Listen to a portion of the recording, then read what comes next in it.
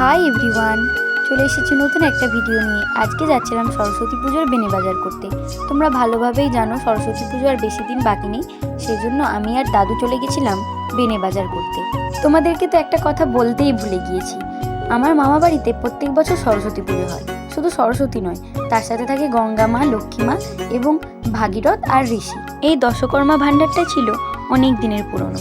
প্রায় আমার মামা বাড়িতে যখনই পুজো হয় তখনই এখান থেকেই দশকর্মা ভাণ্ডারের সমস্ত জিনিস নিয়ে যাওয়া হয়। দশকর্মা ভাণ্ডারের চাঁদমালাগুলো আমার খুব পছন্দ হয়েছিল, তাই বেশি করেই চাঁদমালা নিয়ে নিয়েছিলাম। পুজোতে তো চাঁদমালা লাগবেই। তাছাড়াও আরও যেই সব জিনিসপত্র ছিল আমার সব কিছু ঠিকঠাক নাম জানা ছিল না, তাই আমি দাদুর কাছ থেকে সব কিছুর নাম জেনে নিচ্ছিলাম। তারপর আমাদের সমস্ত কিছু বেনে বাজার সারা হয়ে গেল এবং আমি আর দাদু দুজনে বাড়ি চলে আসলাম। তো দেখা হচ্ছে পরের কোনো ভিডিওতে। টাটা সবাইকে। আর তোমরা যদি সরস্বতী পুজো পুরো ভ্লগ দেখতে চাও তাহলে নিশ্চয়ই কমেন্টে জানাবে।